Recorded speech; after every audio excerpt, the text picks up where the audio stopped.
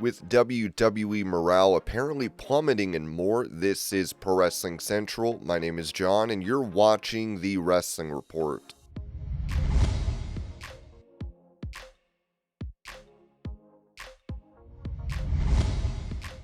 Asked about potentially having a retirement tour in WWE, Booker T responded on his Hall of Fame podcast, "You had it, you've seen it, it's done. I have no desire to go back out there in the middle of the ring and do that. I have no itch to scratch. I really don't. I had a great time, throughout my career. And entertaining the fans was something that I loved to do. I really did. I loved going out there and entertaining those fans. But I'm a realist. I know I'm not the same person that I was when I was, 25, 35, or 40. And I just want to be able to remember Booker T the way he did it, which was at a very, very high level, man. The boy was bad.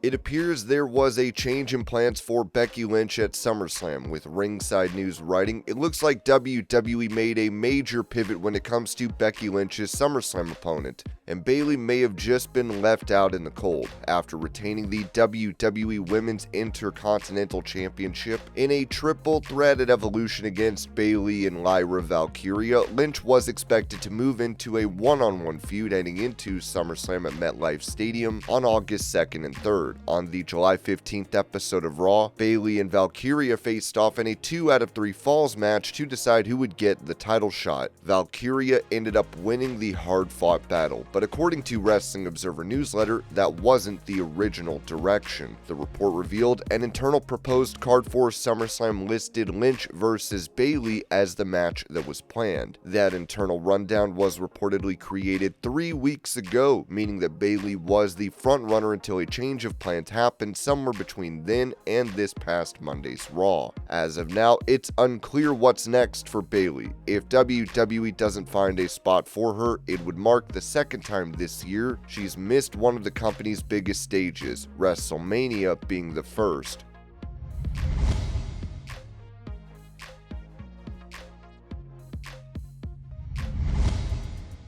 Revealing why he will not be appearing at a convention, Ric Flair wrote this on Instagram. "I am not going to be at the ATL Comic Convention tomorrow because of personal and health-related issues. Thank you so much for understanding and for all the appreciation. I look forward to seeing you at the future signing." Previously, Flair noted that he needed another procedure following surgery for his skin cancer, telling Busted Open Radio, "Yeah, one more procedure. Thank you. I feel great.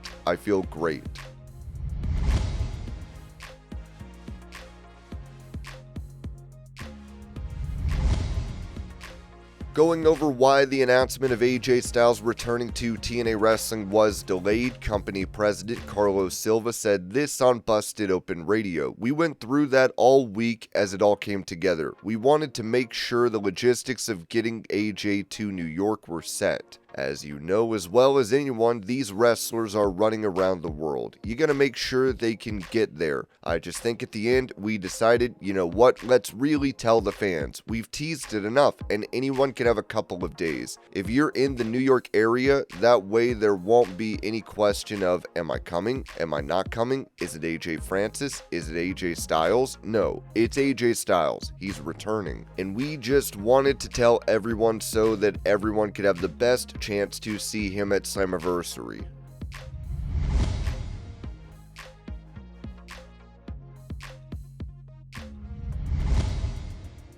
Explaining why things with The Rock in DC Universe did not work out due to the Black Adam movie, James Gunn told Happy, Sad, Confused, "They were announcing that Henry Cavill was back, and I was just confused because we already knew what the plan was. The plan was for him to return as Superman. It felt really unfair to him, and honestly, it was a total bummer. At that time, there was a bit of a vacuum, and I'm trying to be as diplomatic as possible, but there were other people that had a take on what they wanted to do at DC and were trying to force their way, and it just was never a part of the equation for David Zaslav, who was the head of WBD.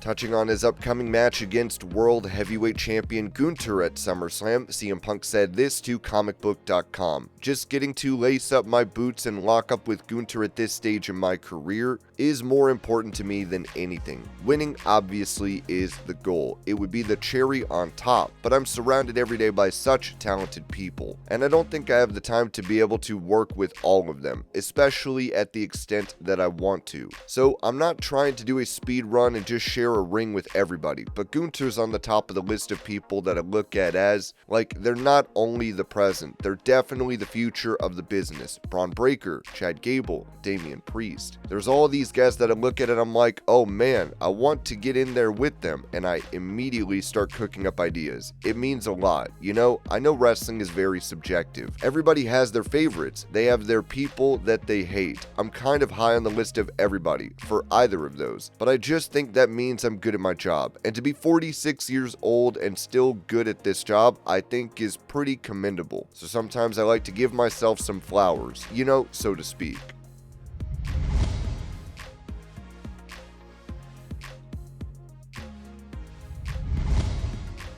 During that same interview, CM Punk noted how his rap on John Cena came together, saying, "The genesis of the idea was everybody's expecting this pipe bomb 2 from me, and I'm not into delivering sequels to stuff that don't need sequels. For 14 years, people have been chasing this moment and trying to replicate it, duplicate it, talk like me, sit like me, and I'm not so much into doing the same thing. I couldn't have even followed myself." How's that for the supremely egotistical comment? So I want, you know, everyone's expecting me to zig, so I zag. That was kind of the idea with it. I have a good friend of mine by the name of Jensen Karp, who is to me like battle rap master. Master's kind of what he does, so it was his lane. So I definitely leaned on him and I was like, hey, this is what we're doing. I could do this myself, but it was really his wheelhouse. So I kind of handed the ball to him. He helped me greatly, along with another friend of ours, Ron.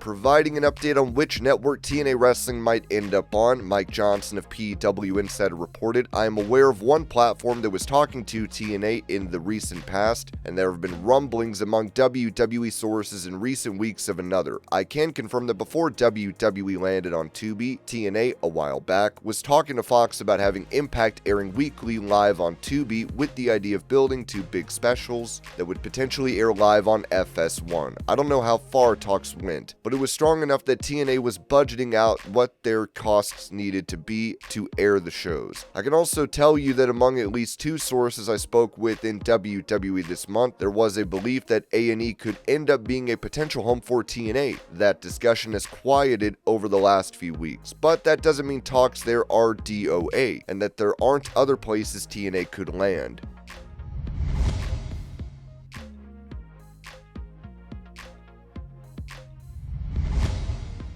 With some believing the injury to Seth Rollins is being overplayed by WWE, Rollins himself admitted he hasn't had an MRI on the Rich Eisen show. Ringside News added, according to Fightful Select, Rollins was originally scheduled to win his match against LA Knight at Saturday night's main event, but something changed in real time, fast. The match reportedly ended earlier than planned, and staff backstage were under the impression that Rollins was set to win. That sudden pivot led many to believe an audible had been called due to a legitimate injury. What's even more telling, multiple people who were typically in the know treated the situation as legit and were said to be visibly concerned. The following night at Evolution, Rollins was spotted on crutches, only adding fuel to the speculation that his injury might be real.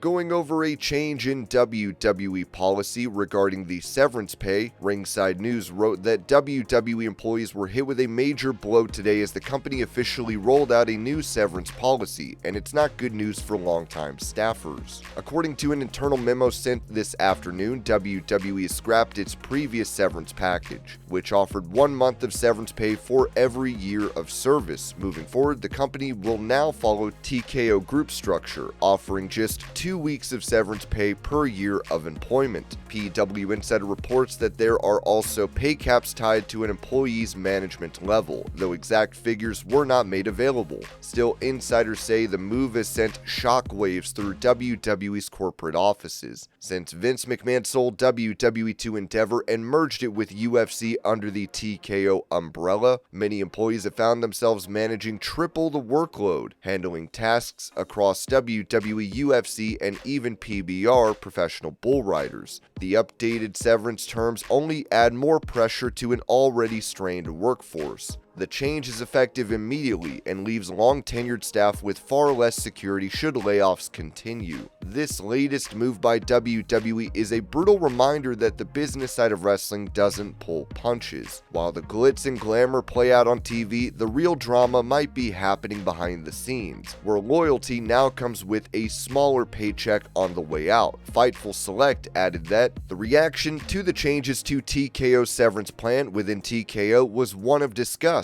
with many of the employees of less than 5 years frustrated. There was speculation among employees that believed this was TKO getting ahead of potential cuts. However, that was just speculation and not something rooted in direct evidence.